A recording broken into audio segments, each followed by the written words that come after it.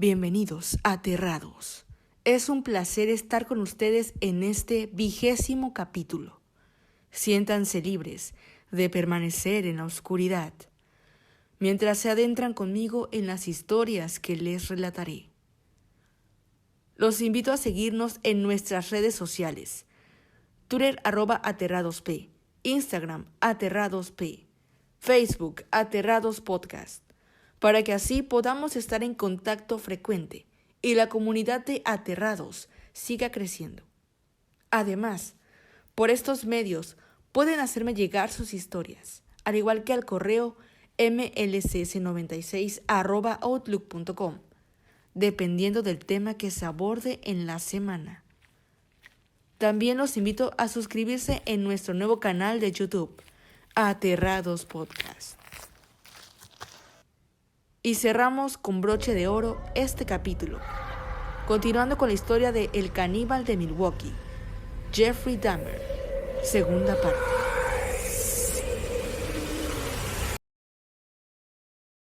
Al salir del ejército, se fue a vivir a Miami, pero al no tener dinero para la renta, pues todo se lo gastaba en alcohol, terminaron corriéndolo de su departamento, por lo que vivía en la playa. Tiempo después, su papá le mandó dinero para que regresara a casa. Su padre no pudo de nuevo con su comportamiento alcohólico y desobligado, por lo que lo mandó a vivir con su abuela en Los Ángeles. Dahmer amaba a su abuela, pues era la única que le demostraba amor y ternura, por lo que dejó de beber por un tiempo. Se dedicaba a las labores del hogar y aceptaba las reglas de su casa. En 1982, obtuvo un empleo en el Centro de Plasma Consanguíneo de Milwaukee, donde trabajó 10 meses. Después de que lo despidieron, duró 2 años desempleado. Fue arrestado en 2 ocasiones. En 1981, por conducta desordenada por pasarse de copas, resistirse al arresto y ser agresivo con el staff de Ramada Inn en Bath, Ohio. En 1982, por conducta desordenada, al exponerse y orinar enfrente de un gran grupo de personas en el Wisconsin State Fair, fue multado por $50 más costos de la corte. En 1985, comenzó a trabajar en la fábrica de chocolate Ambrosia de Milwaukee como mezclador, lugar donde trabajó hasta que lo apresaron. En esas fechas, Dahmer volvió a sentir los impulsos y deseos que nunca habían desaparecido, la adrenalina por tener un esclavo sexual inmóvil cerca de él. Fue así que decidió robar un maniquí de hombre de un centro comercial para su estimulación sexual, el cual hizo su amante y compañero hasta que su abuela lo descubrió dentro de su closet, quien le obligó a deshacerse de él. Es así como comenzó a frecuentar bares, librerías, saunas y clubs gays, donde ponía somníferos en los tragos de los hombres, lo que causaba que estos se quedaran inmóviles, para luego violarlos. Lo repitió unas 12 veces hasta que los dueños de esos lugares se dieron cuenta de su modus operandi y decidieron vetarlo. Con la finalidad de no cometer de nuevo un asesinato, Dahmer decidió jugar su última carta, ya que lo había intentado todo, pues no disfrutó matando a Hicks. Optó por robar un cadáver de un chico de 18 años que había leído en una esquela del periódico, del cual se enamoró. Sin embargo, el plan falló, pues al llegar al cementerio y comenzar a cavar, la pala se atoró de lo congelado que estaba el piso, por lo que abandonó su misión. Meses después, en 1987, mientras tomaba en un bar, conoció a la que sería su segunda víctima, Stephen Twomey, de 25 años, a quien invitó a la habitación que había reservado en el Hotel Ambassador. Ahí los dos bebieron, Dahmer lo drogó y lo violó. Sin embargo, a Jeffrey se le salieron las cosas de control y la noche se oscureció en su mente. Al día siguiente, todo era muy confuso para Dahmer. No recordaba nada, tan solo despertó con el cuerpo inerte de Steven, el cual tenía golpes, el pecho aplastado y sangre brotándole por la boca. Había asesinado a su segunda víctima, a golpes, sin acordarse por completo de nada. Hizo lo mismo que con su primera víctima. Compró la maleta más grande que encontró, metió el cadáver dentro y se lo llevó en taxi a casa de su abuela. Una semana después, comenzó a desmembrarlo en pequeñas partes. Pulverizó los huesos, los trituró y tiró los restos con excepción de la cabeza, la cual conservó para después hervirla en cloro. Cuando quedó lista, la ocupó para autoestimularse, hasta que ésta se rompió por el proceso de limpieza. La trituró y la arrojó a la basura. Después de este suceso, Dahmer decidió no reprimir más sus deseos retorcidos, por lo que a partir de aquí se desatarían una serie de asesinatos tan aterradores que lo llevaron a ser conocido como uno de los asesinos seriales más prolíficos y famosos de todos los tiempos. Nacería el carnicero de Milwaukee. Su abuela le pidió que se mudara y así lo hizo. Rentó un departamento al este de Milwaukee y un día recogió a un pequeño chico de 13 años, a quien invitó a su casa. Ahí lo intentó violar, pero el chico logró escapar. Lo arrestaron bajo cargos de abuso sexual en segundo grado, pero sus asesinatos todavía eran un secreto.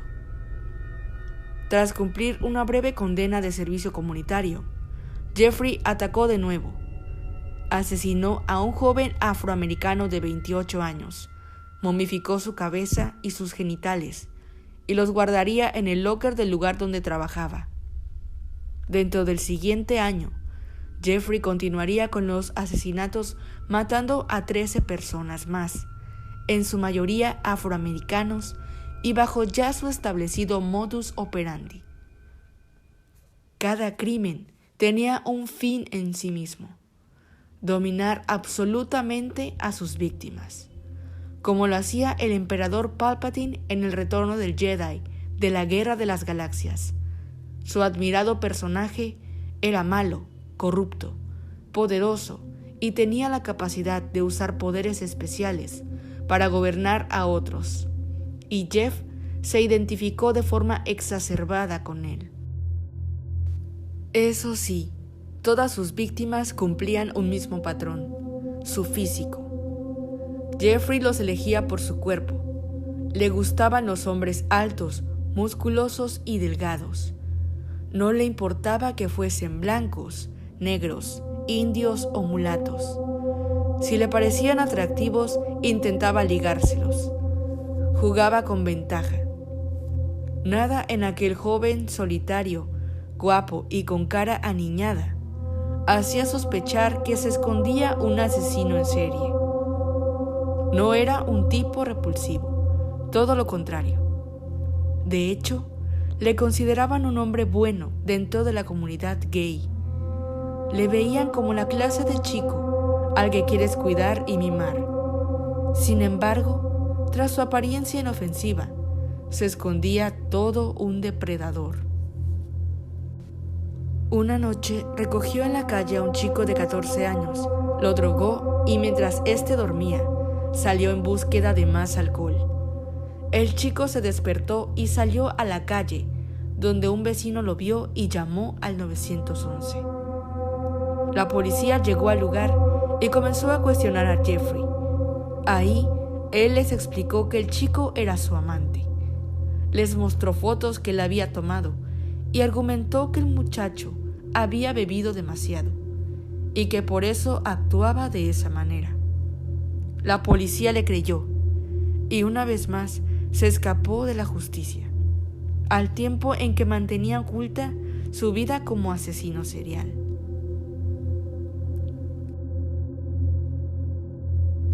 Si los policías hubiesen subido al departamento con Dahmer, habrían encontrado un santuario tribal erigido en honor a la muerte y una catedral barroca construida a base de restos humanos. Tras la marcha de los agentes, el psicópata estranguló, cocinó y comió partes del cuerpo de Conarak. Ya no le bastaba con poseerlos y destrozarlos. Necesitaba que formasen parte de él. La comunión de cuerpos era definitiva. La forma de dominio absoluta.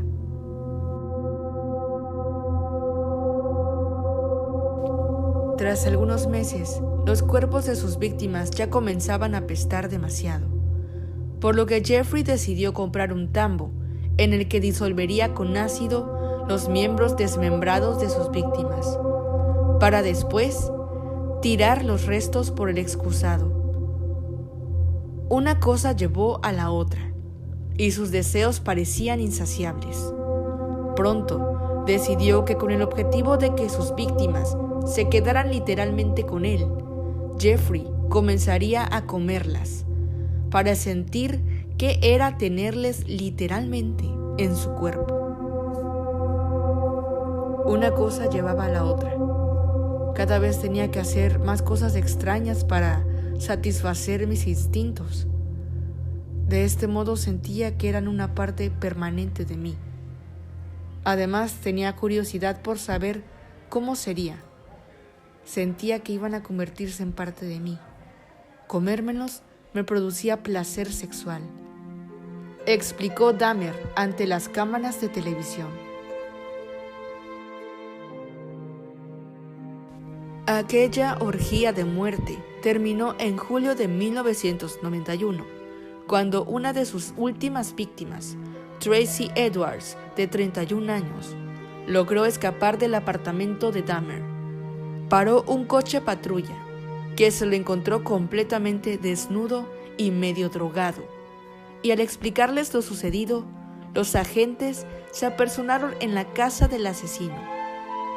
Durante el registro, encontraron el horror en forma de templo, paquetes con restos humanos en el congelador, una cabeza humana en el frigorífico, un bidón de 200 litros con 3 torsos sumergidos en ácido y 83 fotografías de las víctimas descuartizadas. Acababan de cazar a un despiadado criminal del que ni siquiera tenían constancia.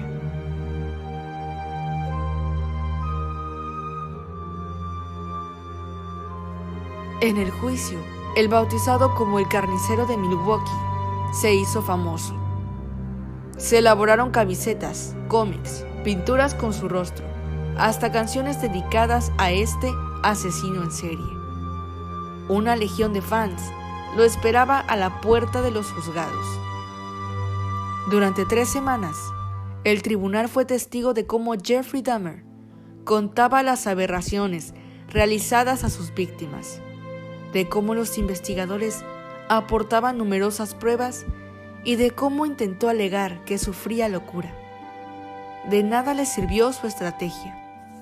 El jurado votó 10 contra 2, que estaba legalmente cuerdo para afrontar la prisión.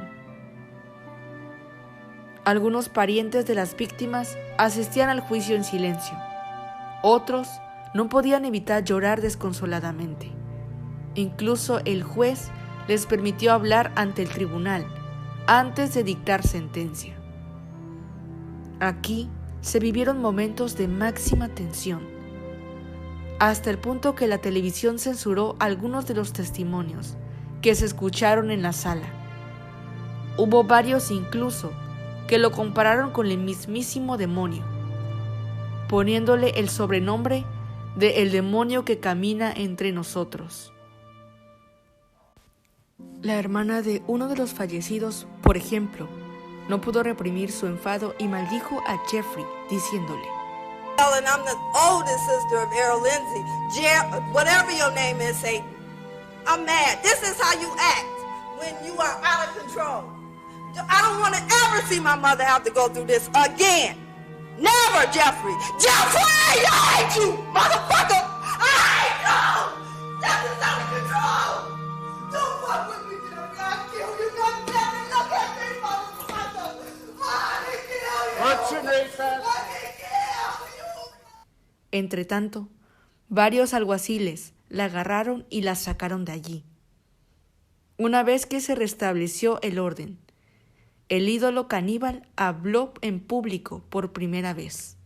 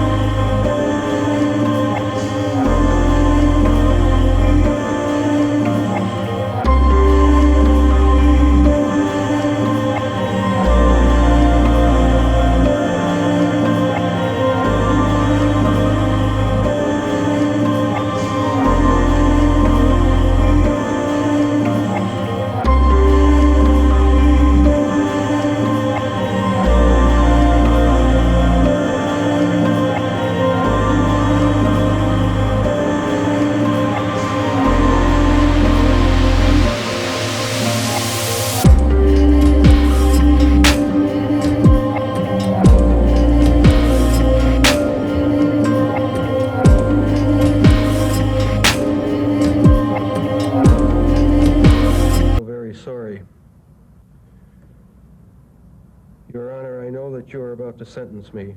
I ask for no consideration. El 15 de febrero de 1992, el tribunal condenó a Jeffrey Dahmer a 957 años de prisión en Wisconsin y en mayo de ese mismo año a cadena perpetua en Ohio. Ahora tendría que pasar el resto de su vida entre rejas. Su nuevo hogar, el Columbia Correctional Institution de Portage, Indiana. Y allí recibió la visita de Robert Ressler, criminólogo experto en psicología forense y homicidio sexual, fundador de la Unidad de Ciencias del Comportamiento del FBI, el especialista que acuñó por primera vez el concepto de asesino en serie. Realizó a Dahmer una reveladora entrevista.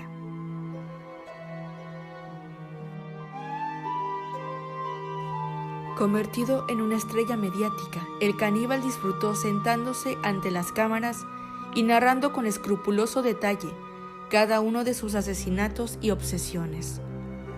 La charla entre Dahmer y Ressler fue perturbadora, pero dejó entrever cómo se sentía y pensaba aquel psicópata. Incluso el propio criminólogo concluyó que Jeffrey compartía dos perfiles criminales bien distintos, el organizado y el desorganizado. Así que era lógico que el tribunal creyese que no estaba en su sano juicio cuando cometió uno de sus últimos asesinatos. Ya en la cárcel, el joven decidió bautizarse y entregarse a la fe. Creía fervientemente que el demonio le había poseído, hasta tal punto que se veía representado por Satanás en la película de El Exorcista. Ahora necesitaba expiar sus pecados. Pero su estancia en la cárcel fue corta, apenas 2 años. El que durante toda su vida adulta se había comportado como un depredador, tras los barrotes pasó a convertirse en la presa. Dahmer mostraba buen comportamiento y realizaba actividades con sus compañeros para socializar. Le asignaron tareas de limpieza junto a Christopher Scarver, un esquizofrénico que se hacía llamar Cristo, pero este terminó por asesinarle a golpes. Ironías de la vida. El preso usó una barra de pesas del gimnasio, la misma arma que Jeff utilizó para matar a su primera víctima, Stephen Hicks. El carnicero de Milwaukee murió poco después camino al hospital por las graves heridas sufridas en la cabeza. Era el 28 de noviembre de 1994 y tenía 34 años. Tras su fallecimiento, los médicos extrajeron su cerebro para estudiarlo. Allí comenzó una batalla judicial donde los padres se pelearon por hacerse con él, mientras que la madre deseaba donarlo a un hospital de investigación mental. El padre solo quería enterrarlo y alejarlo de todo el mundo. Al final, su cerebro fue incinerado y las cenizas entregadas a sus padres. A las familias de las víctimas se les fue otorgadas las ganancias producto de la subasta que se realizó con las posesiones de Dahmer, lo cual causó controversia por la cuestión de la codicia que se llegó a ver. Los apartamentos Oxford, donde sucedieron la mayoría de los crímenes, fue demolido en noviembre de 1992. En la actualidad es un lote baldío. Este violador, descuartizador, necrófilo y caníbal acabó con la vida de 17 hombres entre 1978 y 1991 y ha pasado a la historia criminal como uno de los asesinos en serie más aterradores. ¿Maldad de nacimiento o solo un producto de varias circunstancias que desataron en él al monstruo que llevaba dentro? Sin duda, este hombre redefinió el concepto de maldad.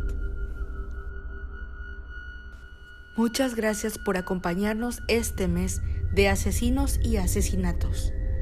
No olviden visitar nuestras redes sociales y suscribirse a nuestro nuevo canal de YouTube, Aterrados Podcast. Nos vemos en el próximo capítulo de Aterrados.